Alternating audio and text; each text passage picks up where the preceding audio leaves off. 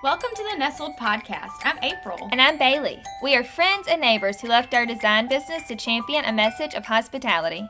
We live in a time where deep connections are so hard to come by. But we want no part of that.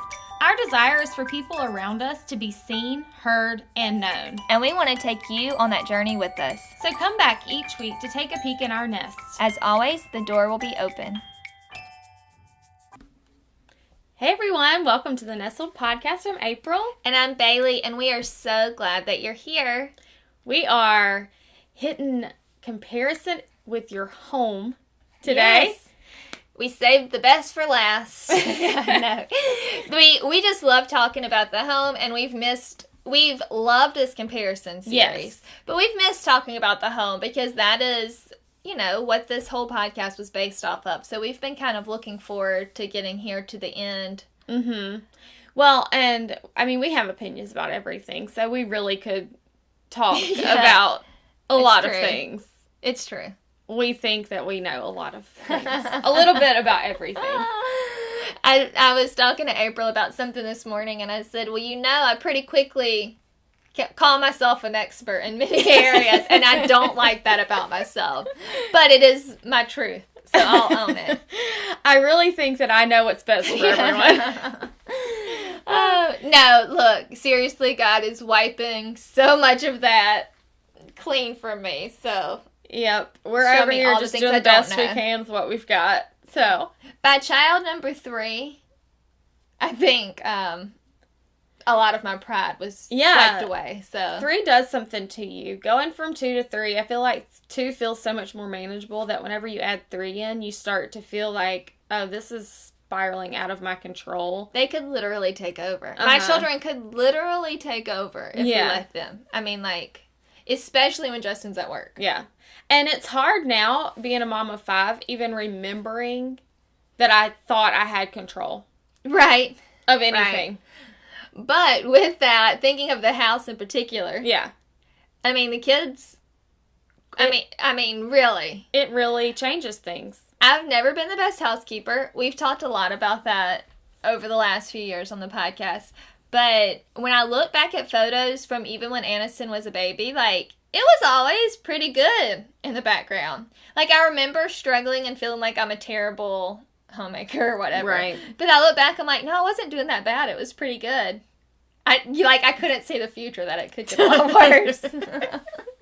But we're getting there. I'm figuring out what systems work. Yeah. And we are slowly but surely getting there.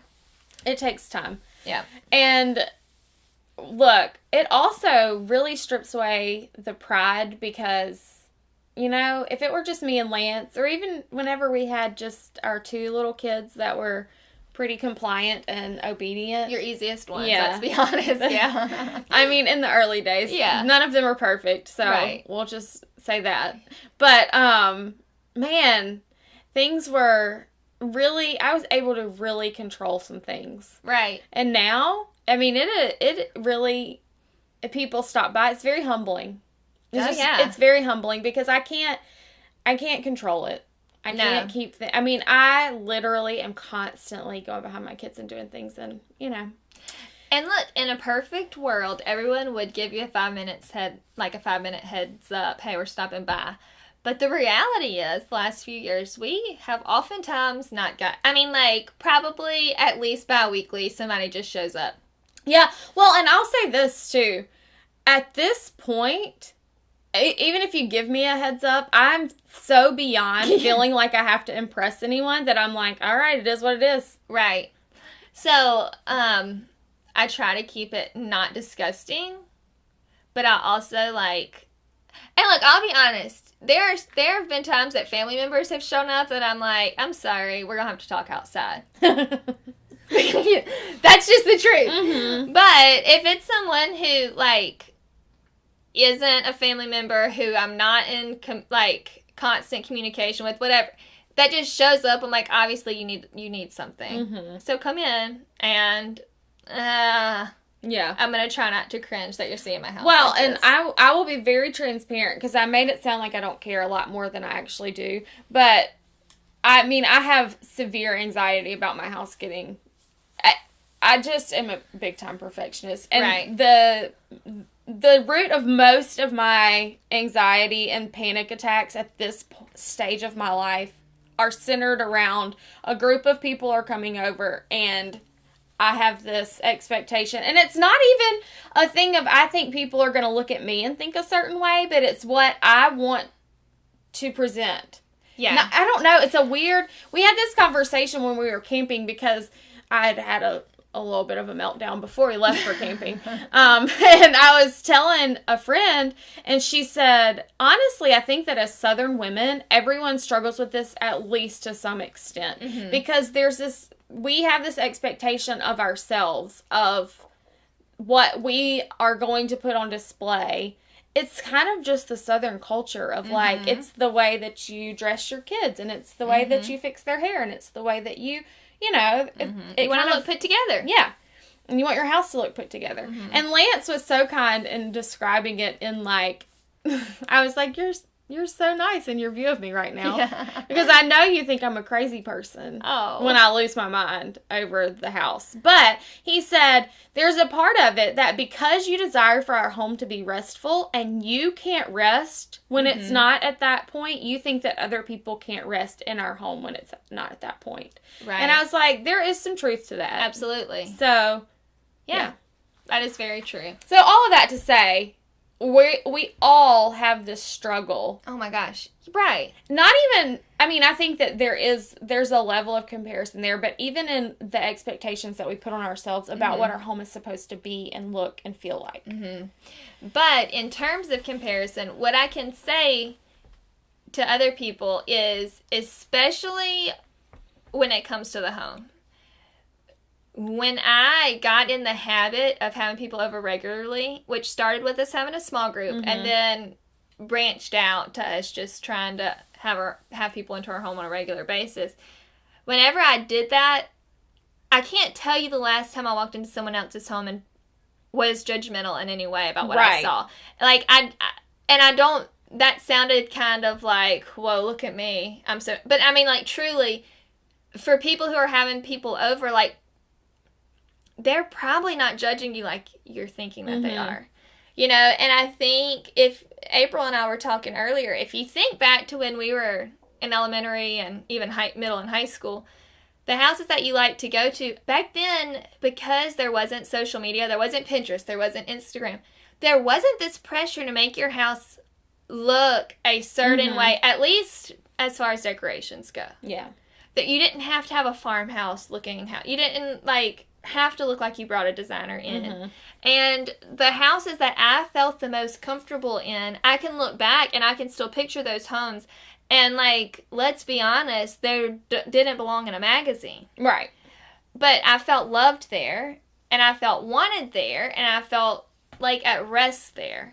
And that's what we should all be reaching for. And I'm not saying that it can't also be pretty, because we like pretty things. But we've got to, like, those moms weren't so caught up in it looking a certain way. So let us come over anyway, and I'm so thankful that they did. And so let's offer that same, like, let's extend that same invitation to other people and just trust God's going to use the home that we have. Right. Well, one of the things that we talked about as well is the fact of, if we are constantly thinking, well, if I had a house that looked like this, if I had a house that had this space, if I had new furniture, then I would invite people in, then I would do that. And whether it's the fact that you're looking at someone else's home and you're thinking, if I had that, then I would do this. Or if it's just a thing of you're not content where you are. And so you're saying, if my circumstances were different, then I would use my home differently. Either approach to that, you are missing out, and also you're putting something that's not realistic. You don't know how other people live. You don't know what, the house in the big fancy neighborhood. We just last week, Lance was doing a clean out of a house, and it was, far outside of our price range. Huge house, and it was filthy. Disgusting. Yeah. And a big house, lots of money, doesn't make you live a certain way. It doesn't offer an opportunity that you don't have in a small house, in a little, humble neighborhood, just because of the size, or I don't know. I just think that we can put a lot of weight on something that isn't actually reality. I think also just situationally we can put weight on in terms of comparison on, like, whenever I worked outside of the home,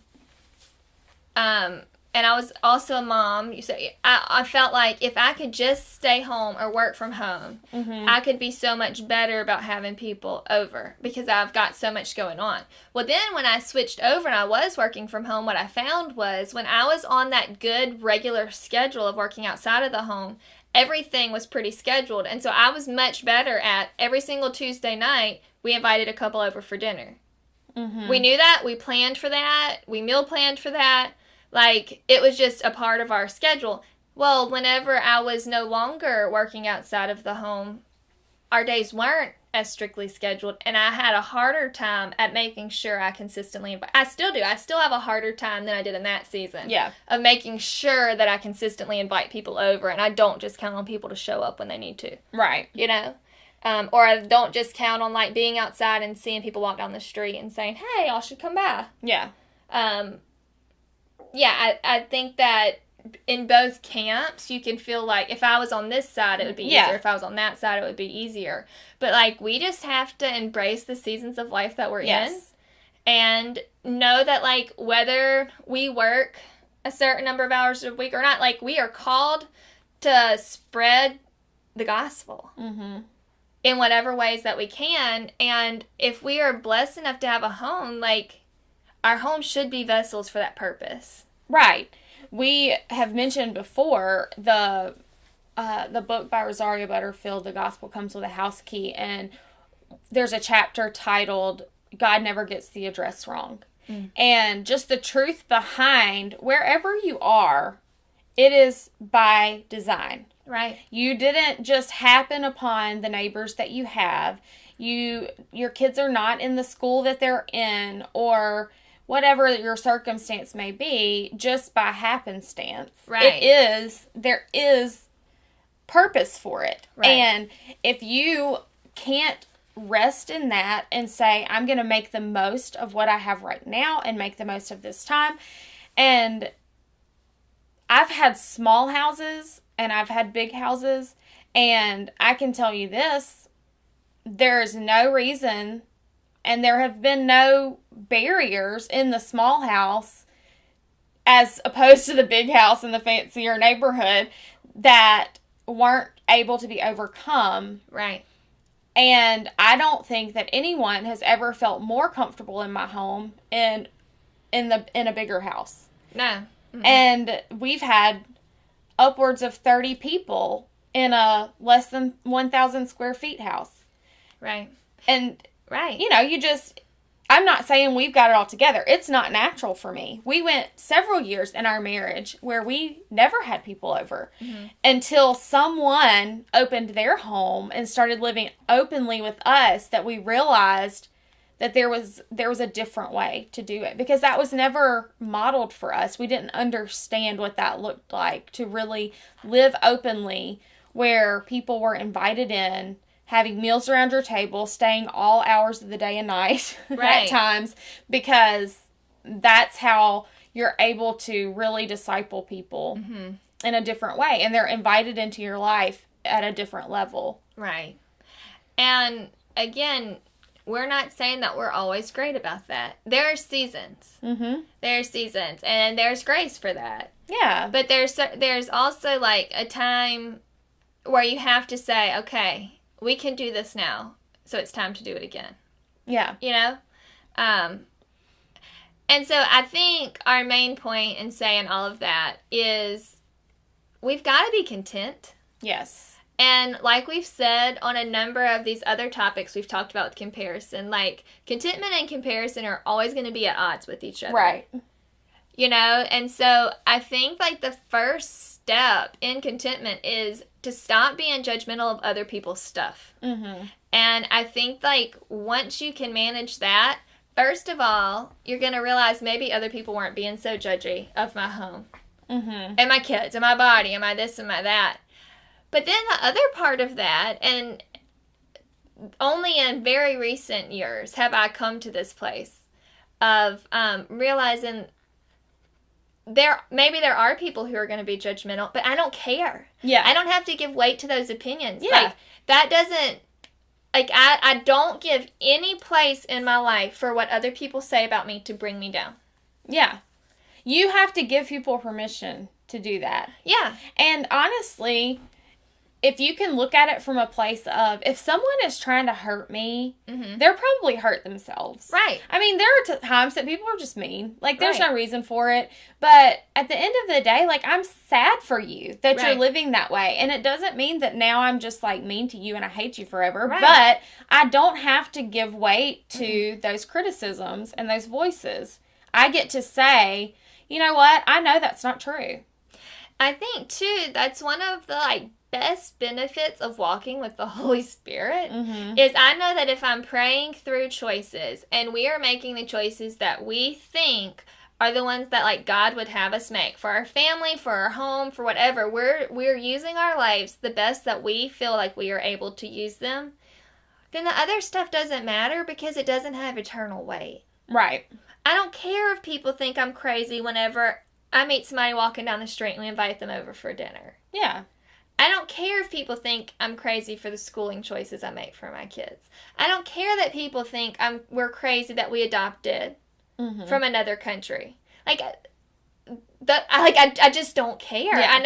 I know that like, if you are living in a place where you do care so much about what other people think about you, that may sound like a little bit saying that. Like I'm just saying that. You don't really mean it. But truly, I don't let that bring me down anymore, and there is so much freedom in that. Yes.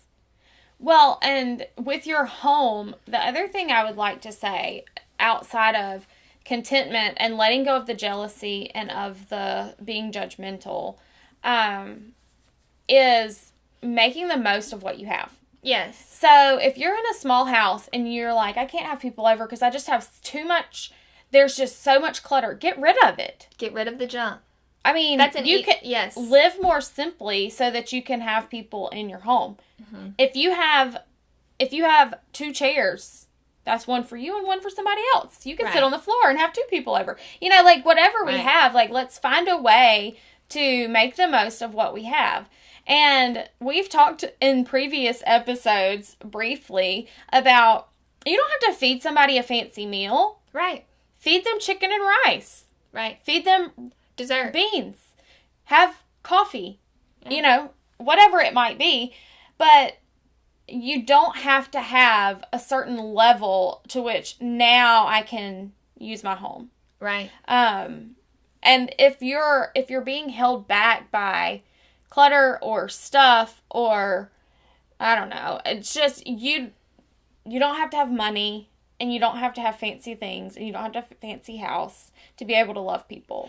I think clutter is the biggest barrier that so many people face on feeling like their house is presentable enough to let people come in. And I think a lot of people feel like it's that their house isn't big enough or doesn't look nice enough, and they don't realize that it's the clutter. And I think for people who don't come from a lot of money, myself included, or like people who don't have a lot of money, myself included, you don't want to let go of stuff because you don't know if you're going to have enough money to replace it. Mm-hmm. But like, if it's taking up space, mentally and physically, then it's not worth it. It's not worth it. What rainy day am I waiting on that I think I'm going to need this again? Like, and so that has been, I can't believe how much stuff I've thrown away and I continue to find stuff that needs to go. Mm-hmm. And what would my life and my house look like right now if 3 or 4 years ago I didn't decide we got to get rid of stuff. Mm-hmm. We got to quit hanging on to things that we don't need.